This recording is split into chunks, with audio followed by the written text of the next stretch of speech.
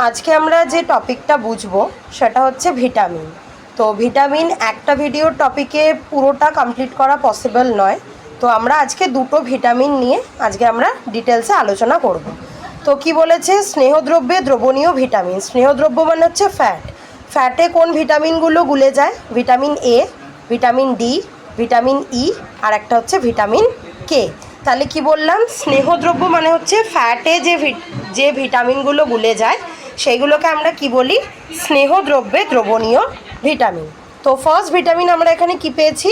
Vitamin A. তো vitamin এর আমরা রাসায়নিক নাম পড়ব। ভিটামিন এর রাসায়নিক নাম হচ্ছে রেটিনল। তাহলে ফার্স্ট হচ্ছে আমরা রাসায়নিক নাম পড়লাম। এবার এই ভিটামিনটা আমরা কোত্থেকে পাবো? কারণ আমরা সবাই জানি আমাদের শরীরের জন্য ভিটামিন খুব দরকারি। তো ভিটামিনের উৎসগুলো কি আছে? ফার্স্ট হচ্ছে উদ্ভিজ্জ উৎস। তাহলে উদ্ভিদের কোন জিনিসগুলো খেলে আমরা ভিটামিন এটা পাবো? সেটা হচ্ছে গাজর, টমেটো, পালং শাক, বাঁধাকপি, উদ্ভিজ্জ তেল। উদ্ভিজ্জ তেল মানে কি? উদ্ভিদের যেমন ধর সূর্যমুখী তেল, তাহলে উদ্ভিদের অঙ্গটাকে কাজে লাগিয়ে আমরা ওখান থেকে তেল পাচ্ছি, তাই সেটাকে আমরা কি বলছি? উদ্ভিজ্জ তেল। এবার হচ্ছে প্রাণীজ উৎস, দুধ, মাখন, ডিম, কড, হাঙর, কালিবার্ট, মাছের যকৃৎ নিঃসৃত তেল। তাহলে দুধ থেকে পাবো, মাখন থেকে পাবো, ডিম থেকে পাবো, আর কড মাছ, হাঙর মাছ, হ্যালিবার্ট, এই যে মাছগুলো আছে এদের যকৃৎ থেকে যে তেলটা পাওয়া যায় সেইটা থেকেও আমরা ভিটামিন এ কিন্তু পাবো। এবারে মানবদেহে এটার কাজ কি?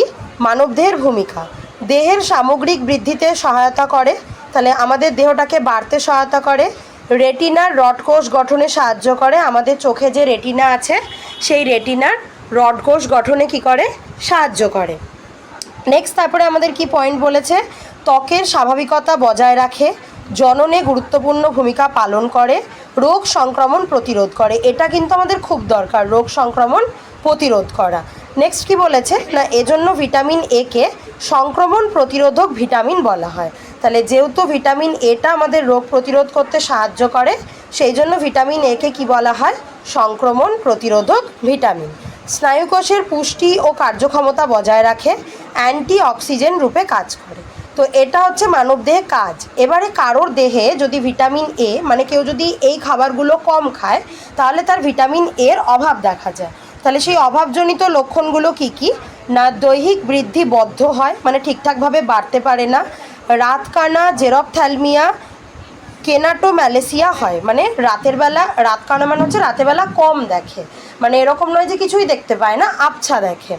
নেক্সট কি বলেছে? বৃক্কীয় পাথর সৃষ্টি হয়, মানে বৃক্কের মধ্যে পাথর তৈরি হয়, যেটাকে আমরা ইংলিশে বলি কিডনিতে স্টোন। নেক্সট কি বলেছে? ত্বক গুটিযুক্ত কর্কশ হয়। তো এখানে দেখ আমি একটা পয়েন্ট পড়েছিলাম যে ত্বকের স্বাভাবিকতা বজায় রাখে। তো ভিটামিন এ যদি না থাকে তাহলে স্বাভাবিকতা বজায় থাকবে না, তো ত্বকটা কী হবে? অনেক রাফ হবে, মানে মসৃণ হবে না। নেক্সট কি বলেছে? করোটিও মেরুদণ্ডের অস্থির বৃদ্ধি হয়, ফলে স্নায়ুতন্ত্রের ক্ষতি হয়। তো এখানেও দেখ আমরা একটা পয়েন্ট পড়েছিলাম যে স্নায়ুকোষের পুষ্টি ও কার্যক্ষমতা বজায় রাখে। তো ভিটামিন এর যদি অভাব ঘটে তাহলে স্নায়ুকোষগুলোও ঠিকঠাকভাবে কিন্তু বাড়তে পারে না। তো এটা হচ্ছে ভিটামিন এ। নেক্সট কি বলেছে? Vitamin D. ভিটামিন ডি এর রাসায়নিক নাম কি? ক্যালসিফেরল। উৎস কি আছে? প্রাণীজ উৎস হচ্ছে দুধ, মাখন, ডিম, কড, হাঙর ও হ্যালিবার্ট যকৃৎ নিঃসৃত তেল, যেটা আমরা ভিটামিন এতেও পড়লাম। সূর্যের অতিবেগুনি রশ্মি দ্বারা মানুষের ত্বকে ভিটামিন ডি সংশ্লেষিত হয়। তো এটা আমরা জেনারেল নলেজ হিসেবে সবাই জানি যে সূর্যের রোদ থেকে বা সূর্যের রশ্মি থেকে আমরা কি পাই? আমাদের বডিতে ভিটামিন ডিকে সংশ্লেষিত করতে পারি। উদ্ভিজ্জ উৎস কি আছে? উদ্ভিজ্জ তেল আর হচ্ছে বাঁধাকপি। মানবদেহে ভূমিকা কি? স্তন্যপ্রায়ীদের দৈহিক বৃদ্ধি ত্বরান্বিত করে, অস্থি ও দন্ত গঠনে সহায়তা করে, অন্ত্রে ক্যালসিয়াম ও ফসফরাস শোষণে সাহায্য করে। ভিটামিন ডি বৃক্কীয় নালিকা দ্বারা ক্যালসিয়াম ও ফসফেটের শূন্য শোষণ ত্বরান্বিত করে, অস্থি ও রক্তে ক্যালসিয়ামের সাম্যতা বজায় রাখে, মানে দুটোই যেন ঠিক পরিমাণে থাকে। নেক্সট কি বলেছে? অভাবজনিত লক্ষণ, ছোটদের রিকেট ও বড়দের অস্ট্রিওম্যালেশিয়া হয়। তো রিকেট নামটার সাথে আমরা কিন্তু অনেক আগে থেকেই পরিচিত, যেটার জন্য আমরা বলে থাকি যে ছোট বাচ্চাদের রোদ লাগাতে হয় যাতে তাদের রিকেট রোগ না হয়। আর রিকেট রোগ কিসের জন্য হয়? ভিটামিন ডি এর অভাবের জন্য হয়। নেক্সট কি বলেছে? দাঁতের বৃদ্ধি ব্যাহত হয়, ক্ষয় হতেও দেখা যায়।